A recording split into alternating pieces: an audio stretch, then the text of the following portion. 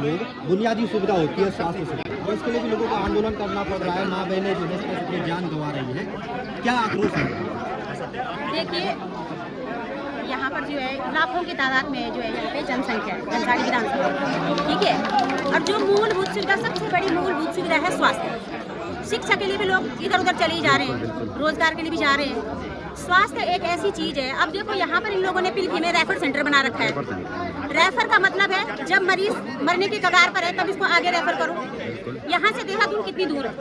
देहरादून यहाँ से कितनी दूर है? यहाँ से 4 घंटे का रास्ता देहरादून के लिए। अगर कोई व्यक्ति यहाँ पे, कोई मरीज यहाँ पे रेफर सेंटर में भर्ती हो जाता है और तब जाके लास्ट टाइम पे डॉक्टर बोलता है कि इसको रेफर करो, साहब कहाँ करो रेफर? रेफर जाते आधे रास्ते में मरीज सब तक खत्म हो जाएगा।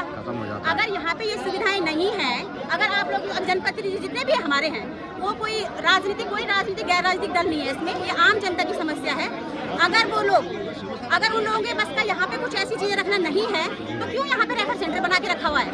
बंद करो इस रेफर सेंटर को। कम से कम व्यक्ति टाइम से अपने इलाज करवाने के लिए देहरादून तक तो पहुँचेगा। जनता में यही आक्रोश है कि कब तक आखिर हमारी माताएं बहनें भाई कब तक इस तरह से आधे अधूरे रास्ते में मरते रहेंगे? ऐसे बलि चढ़ते रहेंगे, कब तक मरते रहेंगे? सही बात है। ठीक है, आज अभी देख लो इतनी सारी जनता है यहाँ पे, कोई जनप्रतिनिधि यहाँ पर आने को तैयार नहीं है। वोट मांगने के लिए सब लोग आते हैं, हाथ जोड़ जोड़ के आते हैं, हाथ जोड़ जोड़ के आते हैं। जैसे ही अपनी गद्दी पर बैठ जाते हैं, फिर जनता जाए भाड़ में, वो लगे हैं अपनी जुगाड़ में। यही वाली बात है। हम भी राजनीति से बिलोंग करते हैं, लेकिन एक राजनीतिक व्यक्ति तभी बन सकते हैं जब वो समाज में कहाँ पर क्या हो रहा है। ऐसे वो गद्दी पर नहीं बैठा है। ये जो जनता यहाँ पे बैठी हुई है ना, इन्होंने ही कहीं ना कहीं उनको तख्ते ताज पे पहनाया है। अगर वो आज यहाँ पर नहीं है, देखो कौन है यहाँ पे, विधायक जी यहाँ पे नहीं है, ब्लॉक प्रमुख यहाँ पे नहीं है, मुख्यमंत्री सर तो खैर वो दूर की बात है, लेकिन जो लोग यहाँ के लिए जिन लोगों को हमने चुना है वो लोग आज यहाँ पर नहीं है। मातृशक्ति, सबसे बड़ा योगदान मातृशक्ति का होता है। किसी भी व्यक्ति को पद पे बैठाने के लिए मातृशक्ति का सबसे बड़ा योगदान होता है। वो बिना खाए पिए निस्वार्थ भाव से किसी ऐसे व्यक्ति को वोट करती है, वो सोचती शायद हमारा शिक्षा सुधर जाए, अरे स्वास्थ्य शिक्षा तो रोजगार तो हम लोग अपने बच्चों को भेज ही रहे हैं। देखो क्या क्या सुनाई दे रहा है, कई बच्चे होटलों में, कहीं किसी का मर्डर हो रहा है। अगर यहीं पे उपलब्ध हो जाती वो चीजें, क्यों जाता कोई व्यक्ति बाहर? इतने सारे डैम है, इतनी सारी, वहाँ पर हमारे लोग नहीं है, बाहर के लोग हैं। अरे कम से कम कुछ नहीं चाहिए। जो लोग पलायन की बात कर रहे हैं, पलायन के लिए मुद्दे बताने की, पलायन हो रहा है। अरे कहाँ जाएगा व्यक्ति? जाएगा कहाँ? रोटी की जुगाड़ में बाहर जा रहा है, शिक्षा के जुगाड़ में बाहर जा रहा है।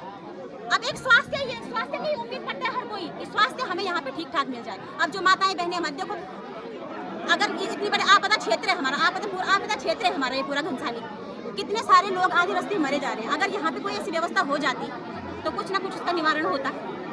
क्यों सोए पड़े हैं ये लोग सब आज? क्यों इन जनता की खबर नहीं ले रहे हैं? बताओ। वो अनीशा रावत किसी एक की माँ बेटी नहीं, वो हर किसी की है, चाहे वो कांग्रेस पार्टी का हो, चाहे किसी भी किसी भी दल से हो, वो सबकी बहन है। मैं अनुरोध करती हूँ माननीय विधायक जी से, उप जिलाधिकारी जी से, माननीय मुख्यमंत्री जी से, हो ना हो ये आक्रोश एक बहुत बड़ा रूप ले ले। इससे बढ़िया यहाँ पर जो चीजें होनी चाहिए उसको दुरुस्त कर ले। यही जनता की अपील है और यही जनता का जो है आप लोगों की समझ है। ये डॉक्टर श्याम विजय जी तो जब तक थे तब तक हमारे सारे नेता जितने भी प्रतिनिधि है इनकी इज्जत बची हुई थी। अब हमारे जो डॉक्टर सीएमओ हैं, वो श्याम विजय जी हैं, वो सीएमओ बन गए हैं। और यहाँ पर जो आप देख रही हो कि कैसे हमारी बहन बिल्कुल यहाँ से उसको रेफर कर दिया गया, फिर उसके बाद श्रीनगर गई, श्रीनगर से फिर देहरादून जाके फिर उसकी मौत हो गई है। तो ये बहुत बड़ा चिंता का विषय है। आप देख रहे हैं कोई भी प्रतिनिधि, वो सारे ठेकेदारी में लगे हुए मस्त है, वो अपनी PWD में लगे हुए हैं, स्वास्थ्य शिक्षा पर किसी का बिल्कुल ध्यान नहीं है। ये बहुत बड़ा चिंता का विषय है। और जो अपने आप को बोल रहे हैं कि मैंने 10 सालों से ट्रिपल इंजन की जो सरकार लेके चल रहे हैं, तो इनका इंजन सारा फेल हो गया है, कहीं पर भी इनका इंजन काम नहीं कर रहा है। ये जो आज हम यहाँ पे जितने भी लोग आए हैं, तो जो यहाँ पर आए रोड में उतरे हैं, रोड में उतरने की हमें कोई जरूरत नहीं थी। अगर हमारे प्रतिनिधि सही होते तो आज हम ये हमारी बहन अनीसा हमारे बीच होती, पता नहीं कितनी बहनें हमारे बीच होती।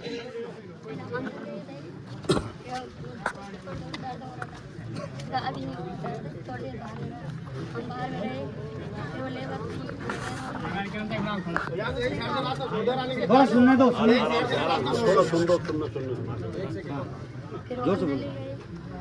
मुझे बच्चों को कपड़े लेके आया। 11-5 में बच्चा हो गया था, लेकिन वो बच्चा उसने मेरे पास दिया।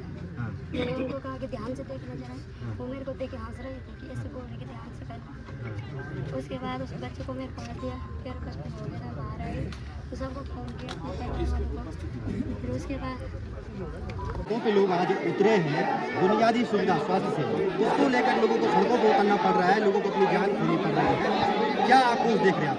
देखो सलेंद्र, सबसे पहले तो मैं उस मृतक बहन को श्रद्धांजलि अर्पित करता हूँ। उसके साथ जो बहुत एक दुर्भाग्यपूर्ण एक घटना है जो पिलकी हॉस्पिटल की में हुई है, और निश्चित तौर पर यहाँ पे सरकार को भी जो हमारी जो स्वास्थ्य सेवा है उत्तराखंड के अंदर तो सबसे ज़्यादा दिक्कतें स्वास्थ्य की जो पलायन और स्वास्थ्य की वजह से हो रहा है। अब हम पिलकी जो हॉस्पिटल है इसकी स्थिति देख रहे, बहुत दयनीय स्थिति। हमने आपको परसों देखा है, यहाँ पे सरकार को और शासन को, विभाग को जो अपनी स्वास्थ्य सेवाएं ठीक करनी पड़ेगी, क्योंकि अब लोगों के अंदर एक आंदोलन की भावना जागृत हो चुकी है। जो घटना ने दिया, वो घटना ने लोगों को एक जागरूकता उन्होंने फैला दी है। और हमने कल मैंने विधायक से बात की कि भाई इस तरह के आपको भी जो है यहाँ पे इस तरह की स्वास्थ्य सेवा को आपने इसके लिए आप क्या कर रहे हैं, तो वो कह रहे हैं मैं आश्वासन में वार्ता कर रहा हूँ, बहुत जल्दी इसमें हम इसको स्वास्थ्य सेवा ठीक करने का काम करेंगे। अगर हम ये कह रहे हैं कि 10-15 दिन के अंदर ये व्यवस्थाएं ठीक नहीं होती है, अगर 2 हफ्ते के अंदर स्वास्थ्य यहाँ पे कोई परफेक्ट डॉक्टर नहीं आता, यहाँ पे कोई एक्सपर्ट डॉक्टर यहाँ पे नहीं बैठते, तब तक जो है क्या कहते हैं ये आंदोलन बहुत तेज गति में जाएगा। और निश्चित तौर पर यह भी मैं कह रहा हूँ, लोगों की जो पब्लिक ओपिनियन है, जो यहाँ के इंचार्ज है डॉक्टर,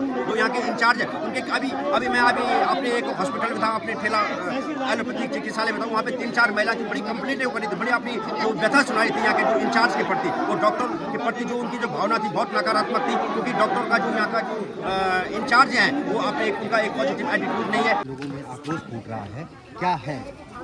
देखिए, ये कम से कम 15-20 सालों से हम ऐसे ही देखते आ रहे हैं। हम लोग को कम से कम 25 साल हो गए यहाँ पर घनसाली में, तो 25 साल से ये हालत जैसी की तैसी है। मैं बता रहा हूँ, इस अस्पताल की जो पिलकी मुर्दाबाद, न्याय दो, न्याय दो, न्याय दो, न्याय दो, न्याय दो, मुर्दाबाद, मुर्दाबाद, मुर्दाबाद, मुर्दाबाद, न्याय दो, न्याय दो, न्याय